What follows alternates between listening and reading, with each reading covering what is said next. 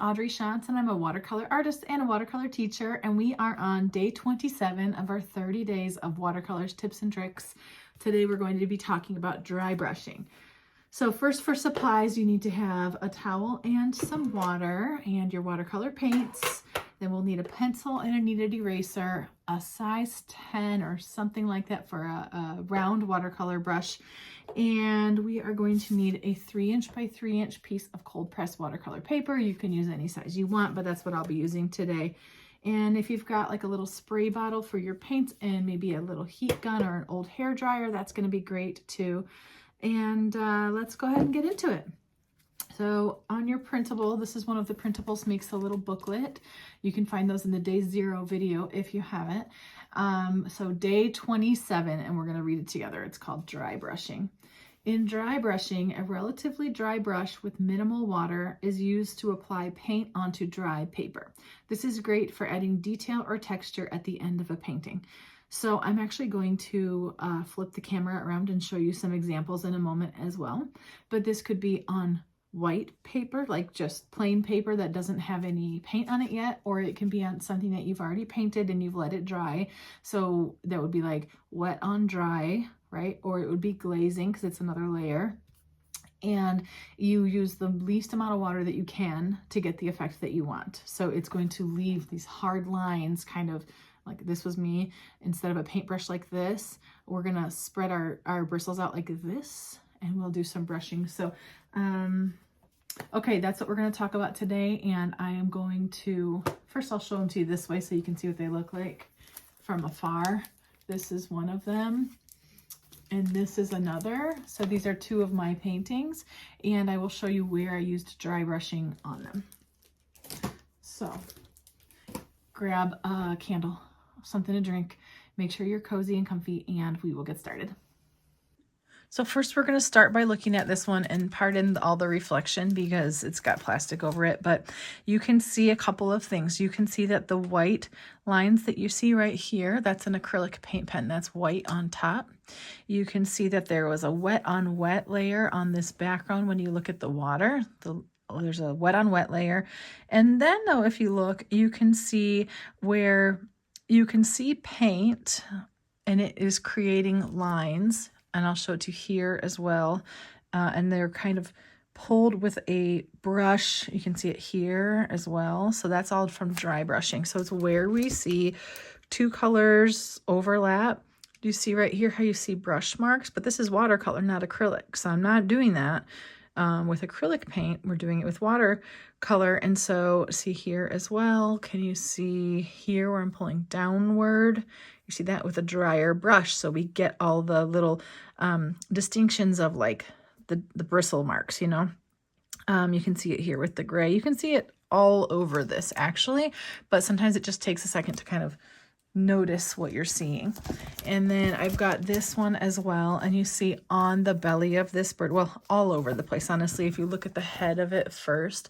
So there's a layer of wet on the back. I maybe put some masking fluid to preserve white space on some of these things, right? And then here, do you see how you see this darker color of blue on top of the lighter color?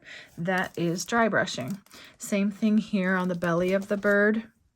Especially you can notice it when you get into this color, but you can also see it here where you got a lighter color with a darker red dry brush on it, and then more here. So when I explain what dry brushing is, you're going to understand this better, but here are some examples of it.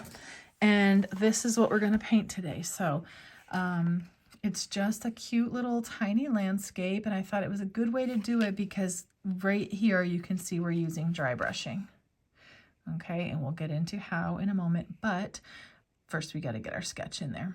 So let's make a couple observations, and we're going to be using this one, although if you want to make note of anything on the one on the right that you like, darker little mountains in the front. Oh, actually, that's so funny. I meant to paint those on this one, but I really like it the way it is, so that's something to think about. That's really funny. So whichever way you like of those two, this is like bright, brilliant orange color, and this is actually yellow and then like a mustard yellow. So you decide what you want. We'll use this one to observe. We have, this is about thirds, 1, 2, 3. So This is 1/3 and this is 2/3. And then we have some nice design here where these ones are full of straight lines and this top layer is full of curves to give us the idea of mountains, mountains, and clouds. And then we have some floral shapes. They don't all have a ton of meaning to them unless you make it that way. But for now, the shapes that create these are going to be just fine. And a couple that kind of get smaller as they go backwards. And then notice that the flowers don't take up too much space in the field here, because if they did, we wouldn't have any space for dry brushing. And since that's the name of the game today, we want to make sure our flowers don't creep into the field too much today. So I think let's go ahead and get started with our sketch. Make sure you have both your pencil and your eraser. And let me zoom in a little bit more for us.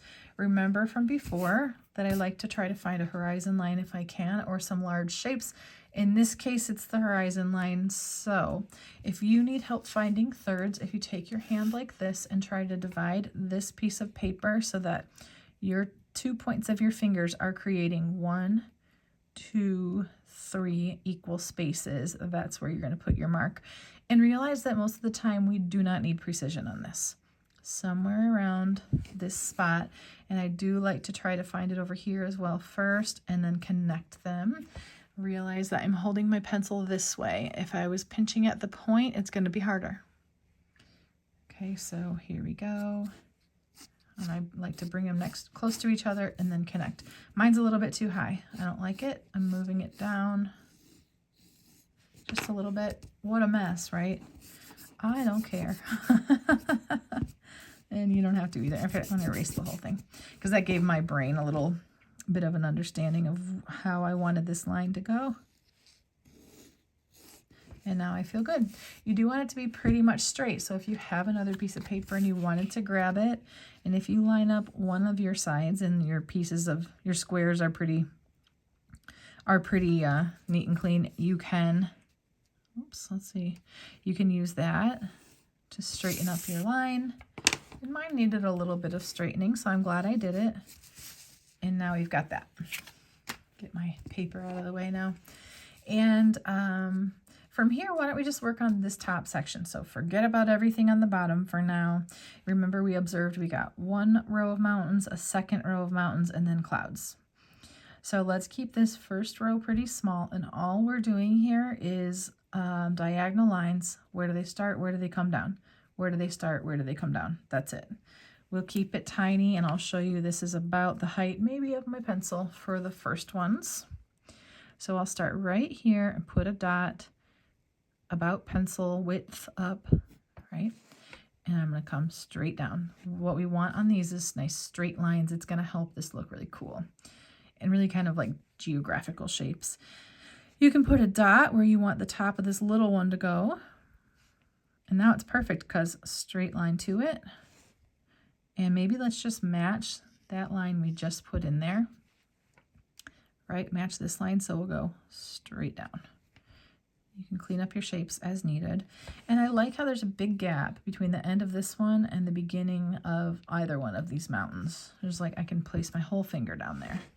Okay, so if I were to do that and put my pencil, I'm going to start this next row. Let's look, it's the white row. So 1, 2, 3, 4, 3.5, really. A fat one, skinny one, half. So I'll start right here. Same, maybe a little bit shorter than that one. And if I can only fit 3, then that's all I fit. I'm going to come up to it. And I'm going to try to match these lines a little bit now because I think this keeps it very orderly. See that angle? I just tried to match it.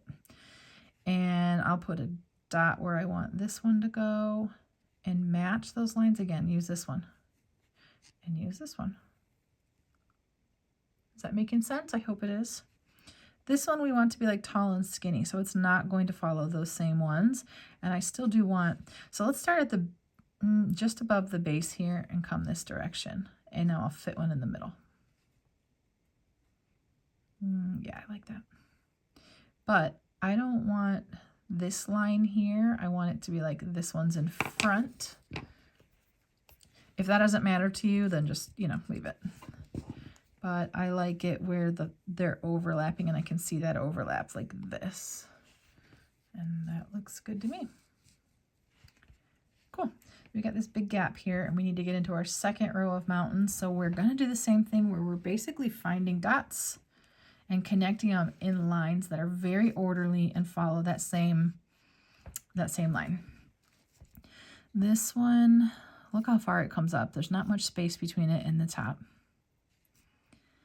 And the dot of it, you know, where this one would end, it's pretty close to the top of that second mountain. That's good enough for me. I don't know though if that's going to be, you know what I'd rather prioritize is just that those lines match like this. So I moved it a bit so I could follow this line. Yeah, I love that. And then I came up right here following this line. I'll put a dot kind of halfway. And then I'll bring this one down. So this is why it's looking in this really cool, I mean, this is like a retro vibe to it. Same thing over here. I'm going to put a dot where I think the corner of that part is. And I'm going to follow these lines. Same thing here. And then that's our first bit of the blue. This can be like a big shape, but look what it is. It's a 1, 2, 3, and that's it. So I'm going to find where I think that starts and where I want it to go. Remember, I am going to follow this line if I can, so I'll use that as a guide. Come straight up, back down and over. Now, I took this a little bit different than this one, so you decide what you think. Maybe you don't want to match it exactly, and that does not matter. So, and you can just leave it for now and get the clouds in and then decide if you like how your lines worked out for them.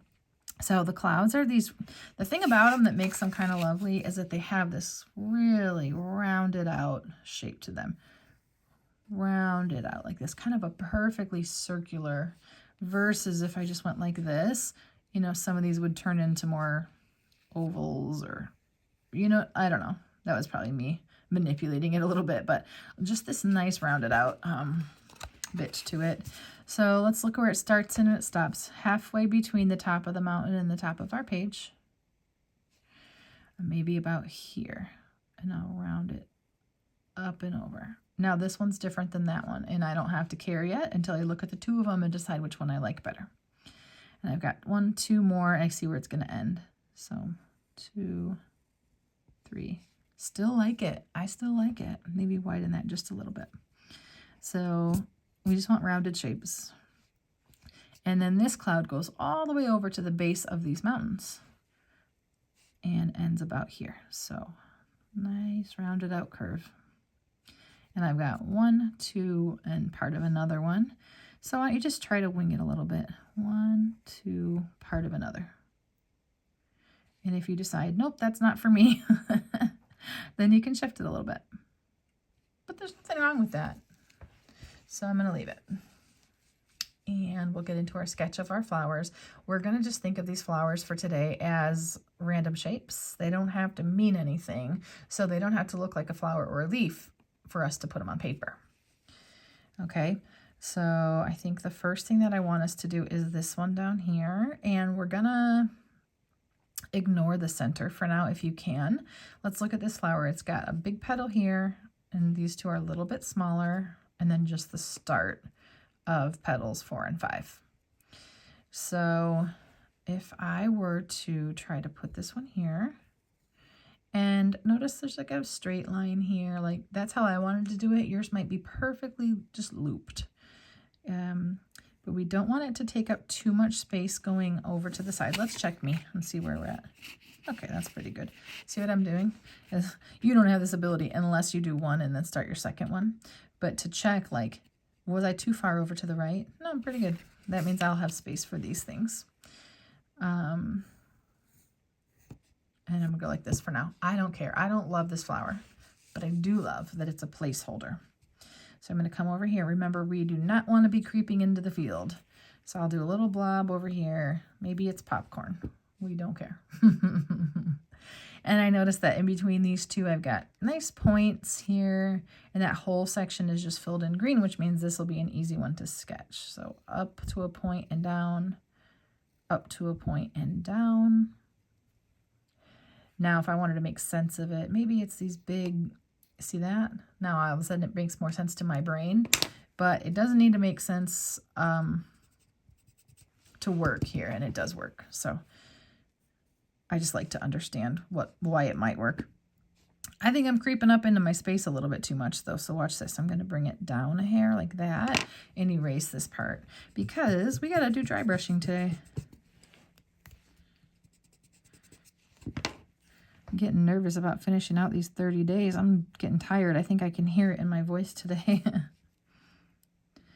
right, let's do this one too, and it's lumps. 1, 2, 3. But I got some space in here because I do want to get that center. I can put about this much space between the two. A lump, and another one.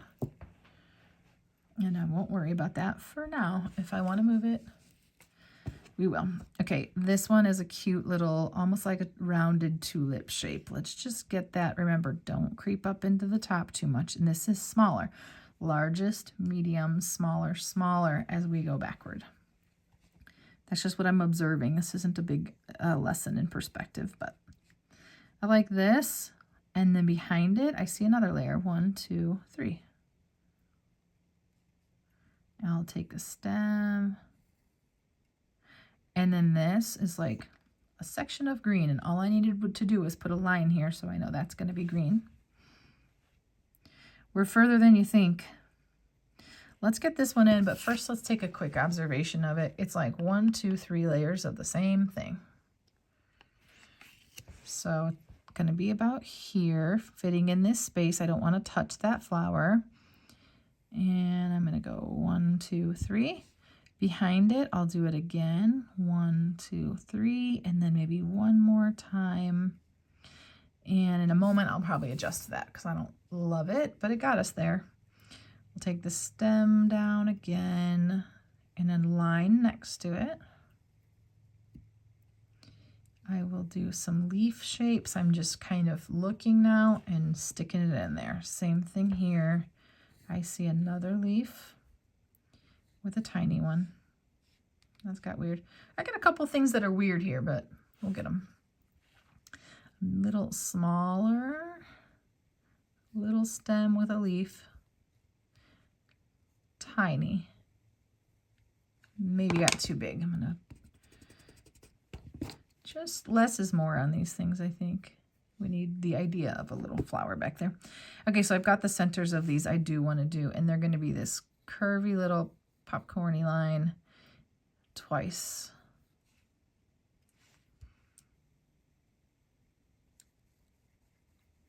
Same thing over here. Twice. And now this is stacked weird for me. I want it wider. And everything else is looking pretty good. That's my main one that I don't like. So you look at yours and see what you think. We'll grab out that kneaded eraser. Hopefully we weren't pressing too hard where you can just erase it right off of there. And yeah, I like this as a wider little W. So widen it up. And less perfect, I think. Yeah, that's great. And I'm looking through everything over here and comparing it to this one and just deciding if there's anything I want to do differently.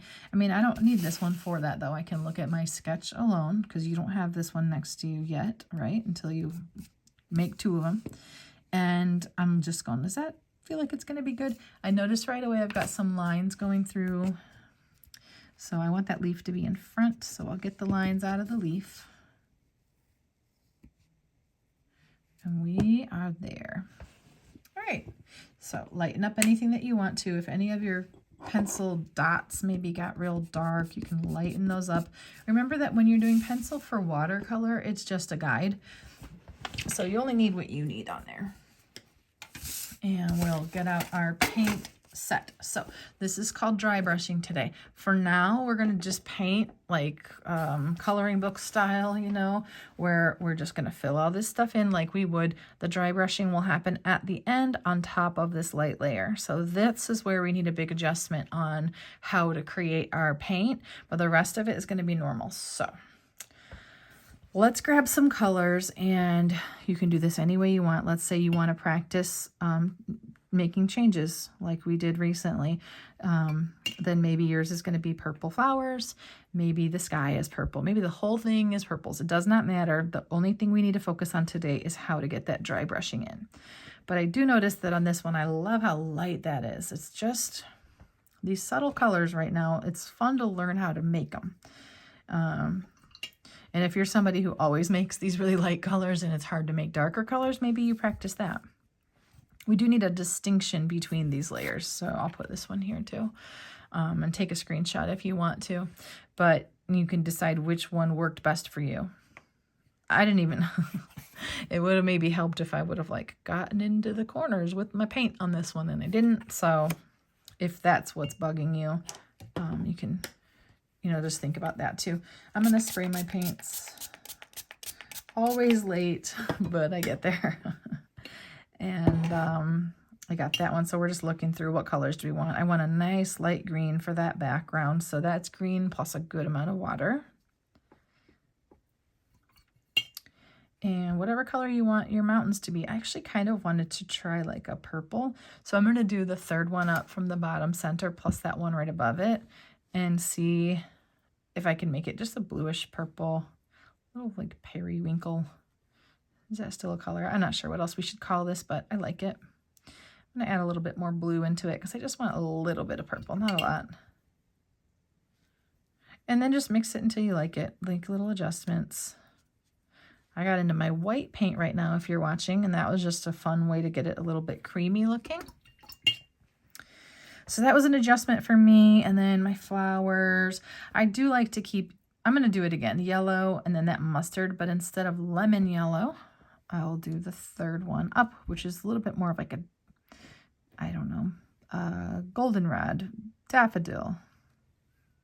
I'm sure there's a cute Crayola name for it. I don't know. But I want a little bit of that, and I don't need a lot, so this is good. And then for these darker ones, it basically will look like these dried up puddles that I already have. So I'm adding a little bit of paint, but I'll put them right on top of it. And I've got two distinct colors of yellow, which I for sure do want. All right, so I've got grass color, I've got mountain color, I have two flower colors, I need my green. For green, I would say in this case, I would not mix my colors. And the reason I'm saying that is because when we go to do dry brushing and you want it to match, it's easiest if you don't have to mix and you take it right off of your paints, because we're going to limit our water in such a major way. You don't want to start from a puddle. You want to start from paints. Not that it's impossible to do it the other way, but to simplify this lesson, we'll do it that way. So what was I doing? Getting a green. So I'm going to do the fifth one up from the bottom right, which is a nice mossy olive green. I don't want a ton of water here, just enough. Look at what you're going to fill in, and you can replenish that if you run out. Okay. Feel like I'm good, but we're going to start. And if we need to mix up a color, just realize you can always do that later too. Okay, I'm going to get this where I can see it better. Great. So we'll remember that in watercolor, if you paint next to something wet, your colors are going to bleed. So we're not going to do that. We're going to work around our page a little bit. I want to start with this sky up top. My color is very light, so you might have trouble seeing it, but it's going in there. Remember to go light on the tip of your brush when you get into these little corners. Yeah, it's such a light color. It's hard for me to leave it when it's that light, but it does have a nice effect that way. Okay, so I've got that one done, and I think you'll be able to see it better soon. But now I want to do this big field. So this is like a flat wash, right? And we're just going to go around everything. So make sure you get your nice green color. And we can work while this part's wet because we've got stuff between it. So don't let this and this touch is the only thing to watch out for. And you'll just use the tip of your brush around the edges and lean into the belly of your brush when you can to fill this in efficiently so that the whole thing dries close to the same time.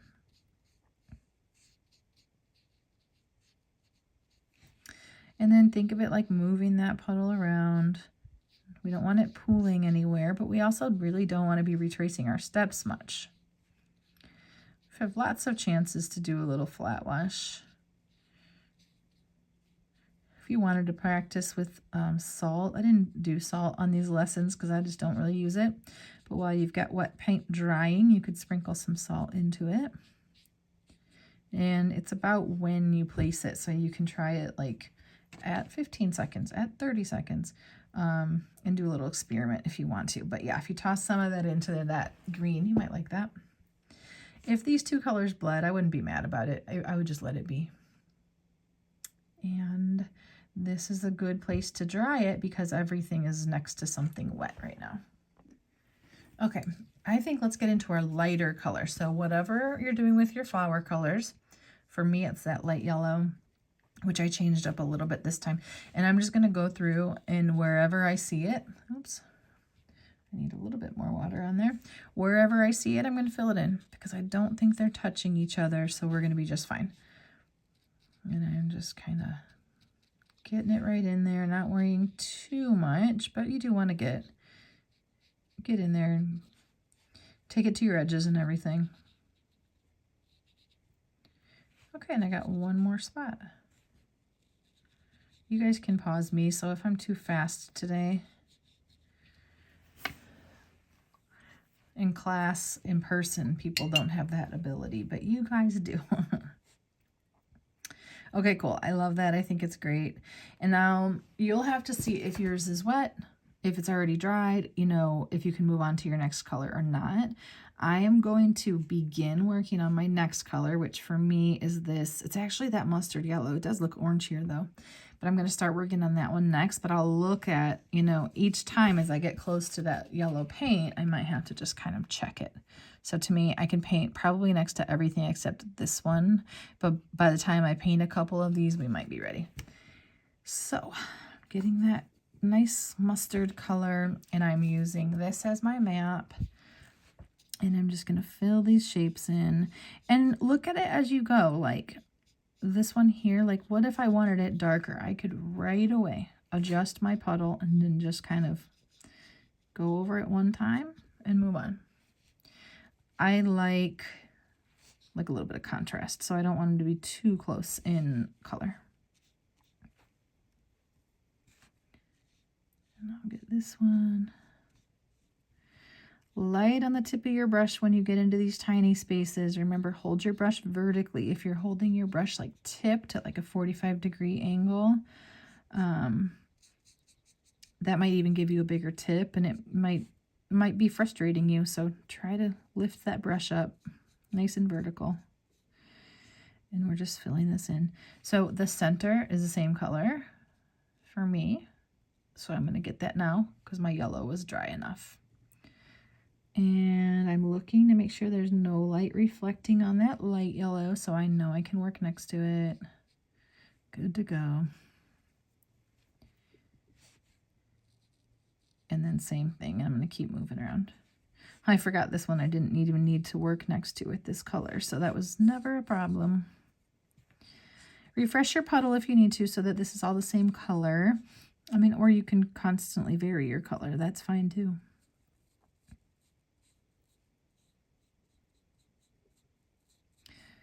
I will be doing a collaboration video with Kelly Bluen from Let's Tangle or the Zentangle page, like Minutes of Zen here on YouTube, soon. So we'll have to get that filmed soon so we can get it posted.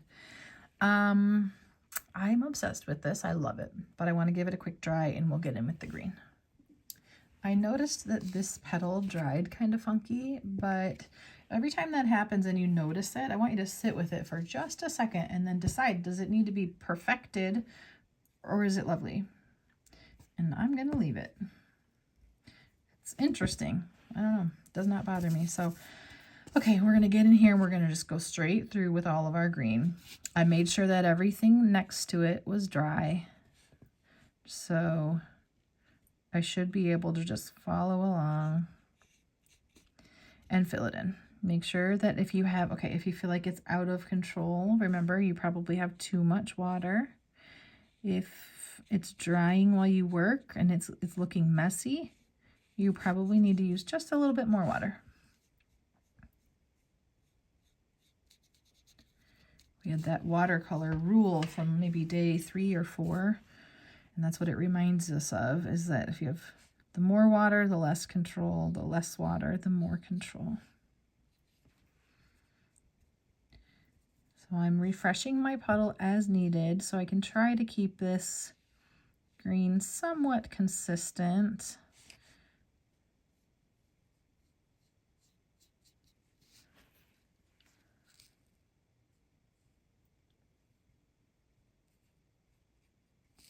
Oh, and I just realized I never filled that in with the mustard color. I almost went in there with the green. So I'll quick switch my paint color and fill that in too.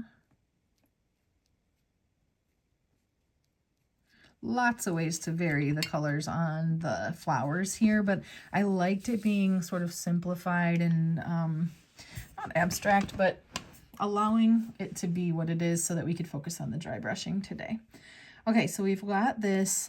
Now you can either leave it and work up here and just try not to bump it, or you can just dry it to be safe, but we need to get some paint up here. So let's find whatever color you made, and now I'm second guessing my purple because it really doesn't match my painting, but the blue didn't match over here either, and I like it. So I'm gonna do that second layer. I'm gonna leave this one white, and I think I am leaving it white for today. If you wanna darken it up though, show you that one more time, feel free to do so. Okay, I'm putting my finger somewhere where it's dry so I don't accidentally put it somewhere where it's wet. Make sense? I'm digging this color.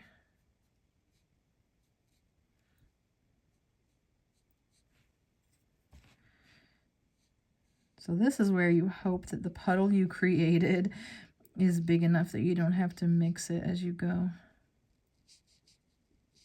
I think I'm good.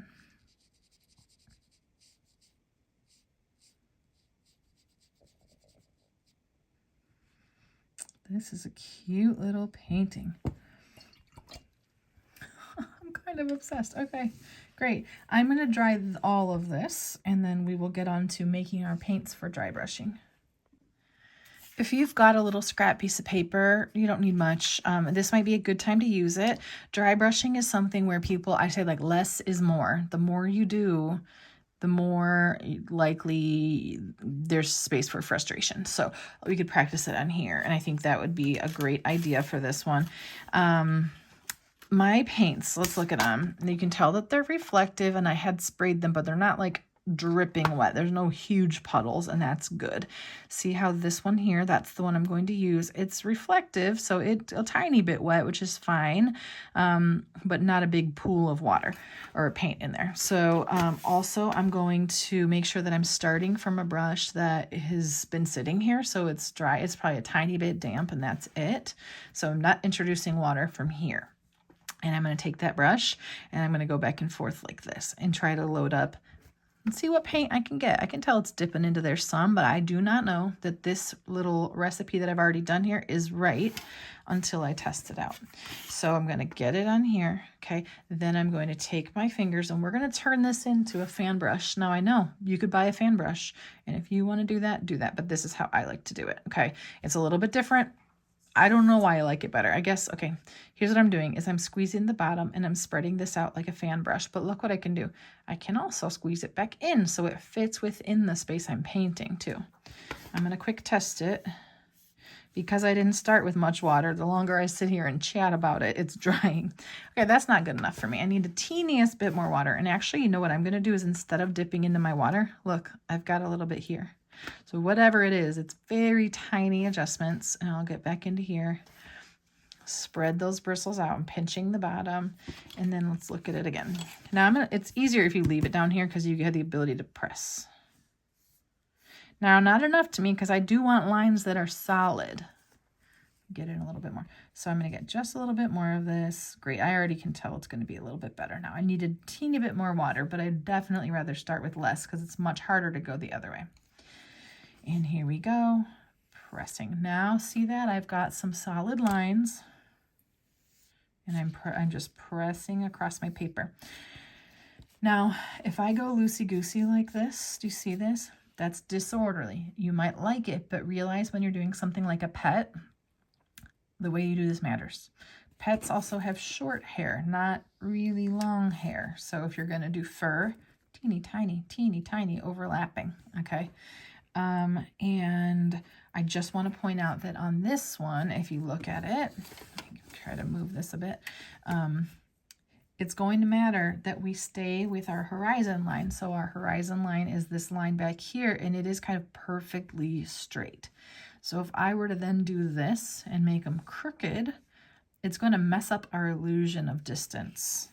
Okay, so if this is my line, I have to follow it and, you know, try to keep to it, versus a little bit like this. It's just not going to work. So practice on this thing, and then we'll get our painting out. I did say less is more. I'm repeating it, okay, because I've just seen it too many times where we go, I'm going to add some of this because it's fun, but then you don't really like the effect. So I'm holding my paper down, and I am maybe pinching this smaller. I'm going to press across, and I'm coming in from both sides. This side pressing in. I'm going to refresh this again. Okay, make sure I'm ready. And now I'm going to turn my paper because that feels easier to me. And I'm going to come this way, trying to really stay matching that horizontal line. I'll come in like this, maybe a little further, maybe some over here. Okay, and then I'm going to leave it, and that's it.